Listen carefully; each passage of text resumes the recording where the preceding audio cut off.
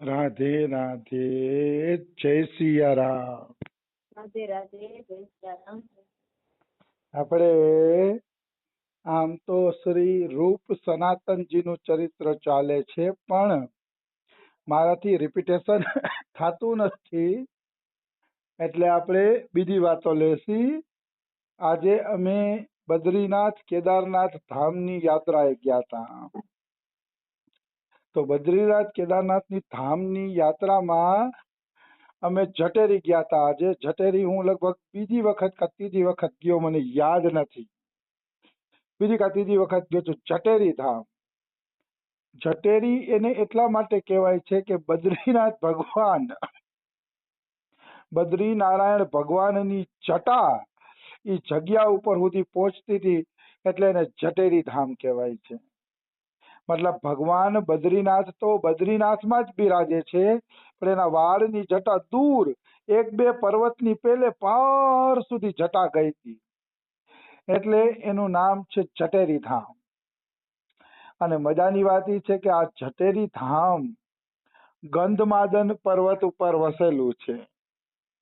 અને ગંધમાદન પર્વત એ જગ્યા છે કે જ્યાં સનકાદિકોએ નારદજીને ભાગવત કથા કરવાની પ્રેરણા આપી હતી. કથા એવી છે કે ભક્તિ દેવી છે ને, એ વૃંદાવનમાં આવ્યા. વૃંદાવનમાં આવ્યા ને એટલે ભક્તિ દેવી યુવાન થઈ ગયા.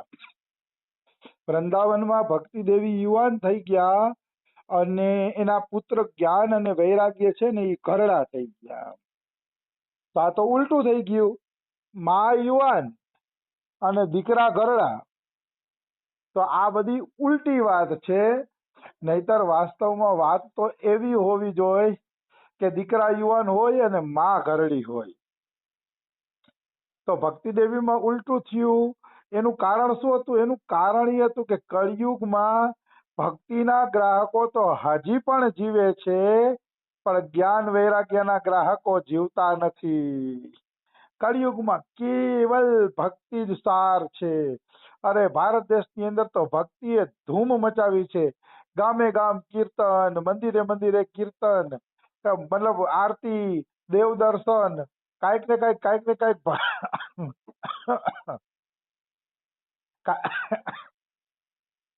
કાંઈક ને કાંઈક ભક્તિના કાર્યો થાય છે ભારત દેશની અંદર. પણ જ્ઞાન અને વૈરાગ્ય એટલા બધા ભારતમાં પ્રબળ છે નહીં, એટલે ઘરડા થઈ ગયા. જ્ઞાન અને વૈરાગ્યની વાતો તો થાય છે, પણ જ્ઞાન અને વૈરાગ્ય બહુ ઓછા સંતોમાં જોવા મળે છે. મોટા ભાગના સંતો જ્ઞાન અને વૈરાગ્યથી દૂર થઈ ગયા છે, એકદમ દૂર થઈ ગયા છે. એટલે મતલબ ભક્તિ તો બધાને ગમે છે, ભક્તિ કરે છે, પણ કોઈ જાજો વૈરાગ્ય નથી કરતું અને જ્ઞાનની ચર્ચા નથી કરતું. એટલે જ્ઞાન અને વૈરાગ્ય ઓછા થઈ ગયા છે સંસારની અંદર, એટલે ઘરડા થઈ ગયા છે. તો કે તો હવે જ્ઞાન અને વૈરાગ્યને યુવાન કઈ રીતે કરવા? ભક્તિ તો યુવાન છે, ભક્તિ માટેની ફિકર કરવાની જરૂર નથી, પણ જ્ઞાન અને વૈરાગ્યને કઈ રીતે યુવાન કરવા? તો એ ભક્તિ દેવી રોતા હતા ને, એ રોતા હતા એ જગ્યા વૃંદાવનમાં આજે પણ છે. રોતા હતા એ જગ્યા આજે પણ વૃંદાવનની અંદર છે, અને એને જ્ઞાન ગુદડી કહેવામાં આવે છે. જ્ઞાન ગુદડી બહુ મસ્ત જગ્યા છે. જ્ઞાન ગુદડીની બાજુમાં જ કૃષ્ણ ભય રઘુનાથ ઈ મંદિર છે વૃંદાવનમાં. ભગવાનની દયાથી આ બધાના દર્શન કરવાનું સૌભાગ્ય પ્રાપ્ત થયું છે. તો વાત એવી છે કે ભક્તિ દેવી રડતા હતા કે મારા દીકરા વ્રત થઈ ગયા છે, જ્ઞાન વૈરાગ્ય જુવાન કઈ રીતે થાશે.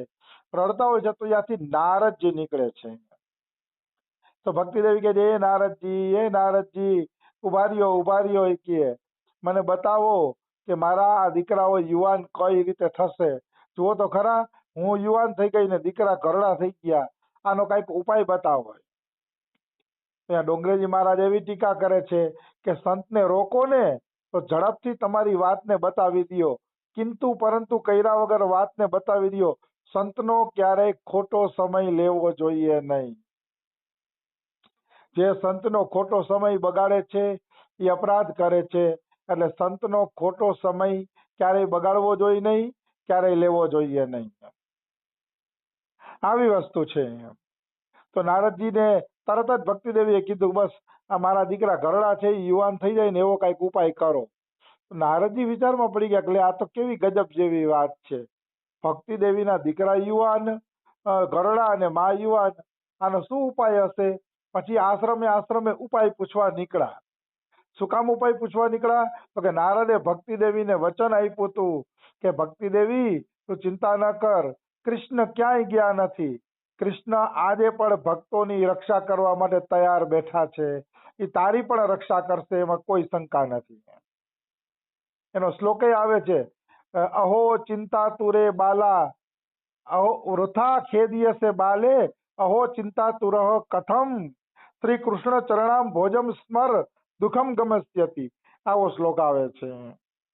રમેશ બાબા બહુ બોલતા. નારદજી કે જ્યારે બાલા, ઓ ભક્તિદેવી તું વ્રથા ખેદ કર શીખીએ, વ્રથા દુઃખ કર શીખીએ. ભક્તોના દુઃખ દૂર કરવા વાળા કૃષ્ણ શું ક્યાંય વયા ગયા છે? એ કૃષ્ણ આજે પણ અહીંયા છે. જે કૃષ્ણ ભક્તોના દુઃખ દૂર કરે છે એ કૃષ્ણ આજે પણ અહીંયા છે. એટલે ભક્તિદેવી તારે દુઃખ કરવાની કઈ જરૂર નથી. આવી નારદજીએ જવાબદારી લીધી, જિમ્મેદારી લીધી. તો પછી નારદજી આશ્રમે પૂછવા નીકળ્યા કે ભક્તિદેવીના દીકરા યુવાન કઈ રીતે થશે? તો બધાએ કહી દીધું કે ભાઈ જ્ઞાન વૈરાગ્યને યુવાન કરવાનો કોઈ ઉપાય નથી. જ્યારે તમે ગીતાજી એના કાનમાં બોલ્યા અને ગીતાજી એના કાનમાં બોલવા છતાં એ ઊભા ન થયા, તો પછી બીજો એવો કયો ઉપાય હોય કે એ ઊભા થઈ શકે? એવો તો કોઈ ઉપાય દેખાતો નથી. બધાય ના પાડે.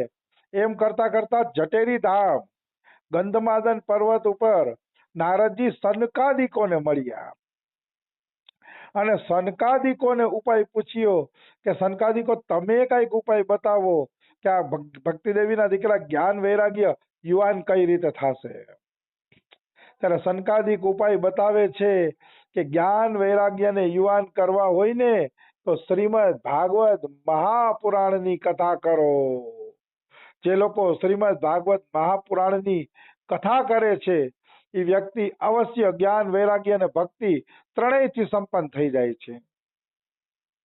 જ્ઞાન અને વૈરાગ્ય અને ભક્તિ ત્રણેય વસ્તુ એની અંદર ખીલી ઉઠે છે, નિશ્ચિત ખીલી ઉઠે છે. એમાં કોઈ એટલે કોઈ શંકા નથી. પણ તમારે મતલબ ભાગવતનું પારાયણ કરવું પડે. મતલબ એમ તો શ્રીમદ ભાગવત મહાપુરાણ એવું છે કે જેમાં જ્ઞાન, ભક્તિ અને વૈરાગ્ય ત્રણેયનો સમન્વય કરીને શ્રીમદ ભાગવત મહાપુરાણની રચના કરવામાં આવી છે. એટલે ભાગવત તો કોણ જાણે અતિ પ્રિય છે. ખરેખર પરમહંસોની સંહિતા છે શ્રીમદ ભાગવત મહાપુરાણ, પરમહંસોની સંહિતા. જો કોઈ પરમહંસ અવસ્થામાં પહોંચે ને એ જ વ્યક્તિ જાણી શકે કે ભાગવતનું આસ્વાદન શું છે, ભાગવતનો રસ શું છે. પરમહંસ અવસ્થામાં ગયા વગર ભાગવત મહાપુરાણ કોઈને સમજાતું નથી. શ્રીમદ ભાગવત મહાપુરાણ દિવ્ય જ્ઞાન, ભક્તિ ને વૈરાગ્ય તો એમાં કુટી કુટીને ભરેલા છે કે એની વાત જ ના પૂછો.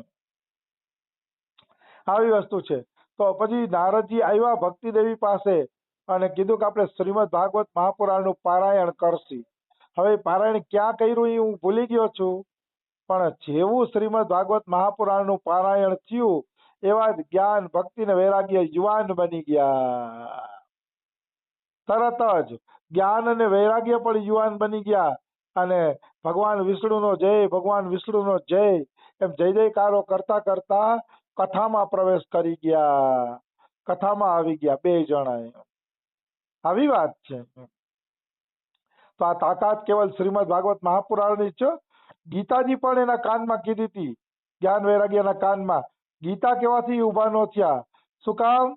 તો કે ગીતામાં કર્મયોગ, જ્ઞાનયોગ ને ભક્તિયોગ તો છે પણ ભગવાનની લીલાઓ નથી. અને જ્ઞાન વૈરાગ્ય પણ ભગવાનની લીલાઓથી પુષ્ટ થાય છે.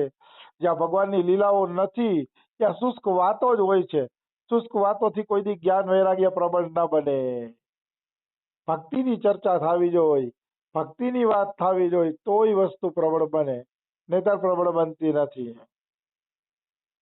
આવી વસ્તુ છે.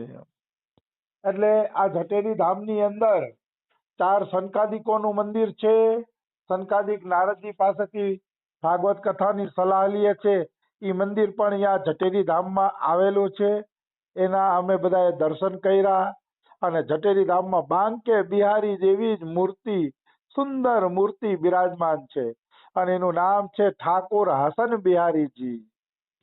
એ હસન બિહારીજી એટલે નામ છે કારણ કે આ ઠાકોરજી છે ને હસતા જ હસતા છે.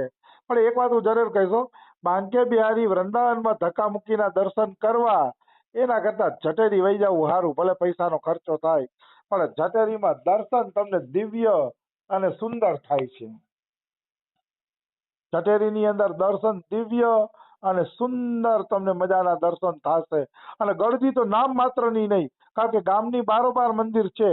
એટલે કોઈ વૈષ્ણવો ભક્તો જ ખાલી અહીંયા આવે છે, બીજા કોઈ અહીંયા આવતા નથી. બીજા કોઈ ત્યાં આવતા નથી. બીજા કોઈ મતલબ અહીંયા કોણ આવે? ગામની બારોબાર મંદિર હોય, અહીંયા વૈષ્ણવ ભક્તો હતા. આજે અમે ગયા તો અમુક ભક્તો હતા અને અમુક ભક્તો કીર્તન કરતા હતા. બસ થોડાક જ જણા હતા. ખૂબ સુંદર દર્શન થયા હસન બિહારીજીના. હાલાકી મેં ફોટો પાડવાની કોશિશ કરી, યા મનાઈ હતી, પણ મારા એક ભાઈએ ફોટો પાડી લીધો છે. એની પાસેથી લઈને હું વિચારું છું કે સ્ટેટસ ઉપર રાખીશ અથવા તો પર્સનલી કોઈ કહેશે તો મોકલાવીશ. પણ હસન વિહારીના દર્શન કરવા જેવા છે. દિવ્ય દર્શન છે ઠાકોર હસન વિહારીજીના. તો આ રીતે અમે જટેરી ધામની મુલાકાત લીધી. ત્યાંથી અમે ગયા સૌગંધીની શિલા. સૌગંધીની શિલા એક દિવ્ય લીલા સ્થળી છે.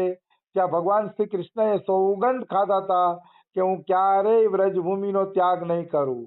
એ સૌગંધીની શિલા ઉપર એકવાર રાધા કૃષ્ણ બેઠા હતા ને તો રાધા રાણીએ કીધું કે હે કાનુડા, મેં એવું સાંભળ્યું છે કે તું વ્રજ છોડીને વયો જવાનો છો. કૃષ્ણ કે ખોટી વાત કહે, તમે વળી આવી વાત ક્યાંથી સાંભળી લીધી કે? આ તો બિલકુલ ખોટી વાત છે કે. તો કે ના રાધા રાણી કે મેં સાંભળ્યું છે તો અમને છોડીને વહી જવાનો છો. તો કે ના ના, તમને છોડીને થોડો વયો જ આવી કે. તો કે તો મને વચન આપ, કાનુડાને કહે છે રાધા રાણી, મને વચન આપ કે તું અમને છોડીને ક્યારેય નહીં જા. ત્યારે કૃષ્ણએ એ સૌગંધીની શિલા ઉપર સૌગંધ ખાધા, હમ ખાધા કે વ્રજવાસી વલ્લભ સદા મમ જીવન મમ પ્રાણ ઇને કભી ના બિસારી હો મોહે નંદ બાબા કી આણ. ત્યાં ભગવાન શ્રી કૃષ્ણએ સમ ખાધા. ત્યારથી વૃંદાવન છોડીને કૃષ્ણ ક્યાંય ગયા નથી. જે કૃષ્ણ મથુરામાં ગયા એ ચતુર્ભુજ વિષ્ણુ નારાયણનું સ્વરૂપ હતું. એ કૃષ્ણ જ હતું, એવું નહીં કે આનાથી અલગ છે. વિષ્ણુ અને કૃષ્ણ એક જ છે, પણ વિષ્ણુ ચતુર્ભુજ રૂપે બારે ગયા અને ગોલોક વિહારી કૃષ્ણ વૃંદાવનમાં રહી ગયા. એટલા માટે જ કહેવાય છે કે વૃંદાવન પરિત્યજ્ય પાદમેકમ ન ગચ્છતિ. વૃંદાવન છોડીને હું એક ડગલું પણ આગળ જાતો નથી. સ્વયં ભગવાન શ્રી કૃષ્ણ આવું બોલે છે. એટલે કહેવાનો ભાવ શું છે? કહેવાનો ભાવ ભગવાન શ્રી કૃષ્ણ વૃંદાવનમાં જ છે, વૃંદાવન છોડીને ક્યાંય જાતા નથી. એ તો નિશ્ચિત વાત છે, એમાં કિંચિન માત્ર સંશય નથી. તો આજે અમે એ સૌગંધીની શિલાના દર્શન કર્યા. એ દર્શન મેં 5, 6, 10 વખત કરી લીધા હશે, પણ આજે અમે એની 3 કિલોમીટરની પરિક્રમા પણ કરી. એ સૌગંધીની શિલાની 3 કિલોમીટરની પરિક્રમા છે, એ પરિક્રમા પણ કરી. એ પરિક્રમામાં એવી એવી આજે અમે ગુફાઓના દર્શન કર્યા કે જે ગુફાઓની અંદર ભગવાન શ્રી કૃષ્ણ કબડી કબડી રમી શકે. કબડી કબડી રમી શકે એવડી, એટલે અંદર મોટી ગુફા છે. અમે અંદર નહોતા ગયા કારણ કે અંદર કોઈ જનાવર મરી ગયું તો એની દુર્ગંધ આવતી હતી. એટલે ગામવાળાઓએ ના પાડી દીધી કે અંદર ન જતા, કોઈ જનાવર મરી ગયું છે. અંદર ની ગુફા એવડી છે કે કાનુડો કબડી કબડી રમી શકે. એટલે એને જળખોરની ગુફાઓ કહેવામાં આવે છે. એના પણ અમે દર્શન કર્યા. તો જટેરી ને જળખોરની વાત કરી. બાકી બધા આદિબદ્રીની વાતો તો મેં ઘણી વખત કરેલી છે. તો સમય થઈ ગયો છે, બીજું આપણે કાલે લઈ લેશી. રાધે રાધે, જય સિયારામ.